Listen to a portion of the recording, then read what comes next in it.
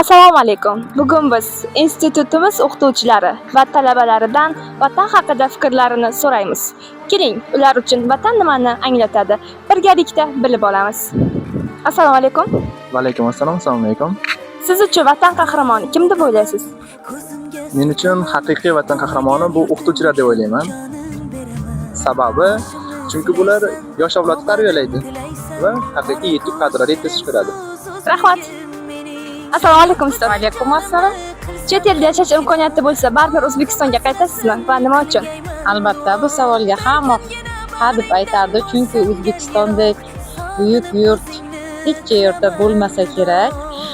Shunday vatanimizga shunday yaxshi sharoitlar yaratib qo'yganki, bunday chiroyli yurt hech qayerda bo'lmasa kerak. Albatta ha. Rahmat javob uchun.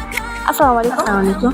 Vatanga xizmat deganda nimani tushunasiz? Vatanga xizmat deganda inson o'z vatanini himoya qilishi, asrab-avaylashi, vatan oldidagi burchlarini yaxshi olib borishi, tabiatni asrashi, keyin yaxshi ishlashi, halol mehnat topishini tushunaman men. Rahmat javob uchun. Rahmat. Assalomu alaykum ustoz. Assalomu alaykum, yaxshimisiz? Siz vataningiz bilan faxrlanasizmi va nima uchun?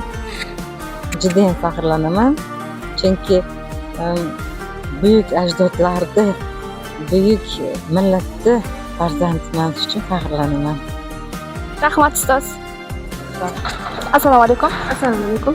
Yoshlar vatani uchun nima qilish kerak deb o'ylaysiz?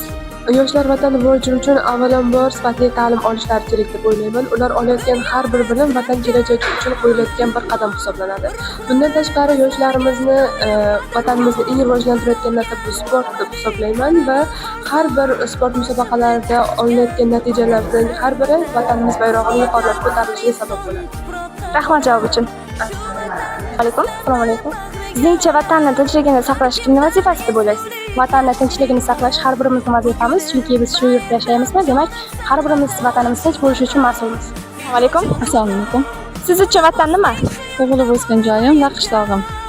Rahmat. Rahmat. Assalomu alaykum. Sizningcha bugungi yoshlar yetarlicha vatanparvarmi?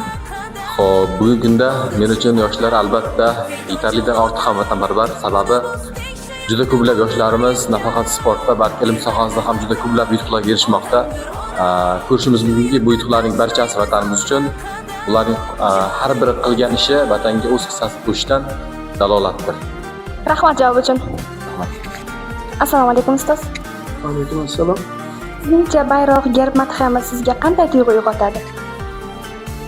Avvalo har bir o'zbek o'g'loni, o'zbek farzandi bayroqni ko'tarayotgan paytida beixtiyor yuragi larzaga keladi deb o'ylayman.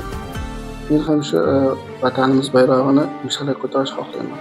Ya'ni bu har doim ham bayroqni ko'tarish bu birorta yutuqqa erishganda amalga oshiriladi. Madhiyani ko'pincha yoshlarimiz o'sha musobaqalarda ijro etayotgan paytda beixtiyor ko'zimga yosh keladi. Chunki bu yerda vatanimizga bo'lgan muhabbat aks etgan.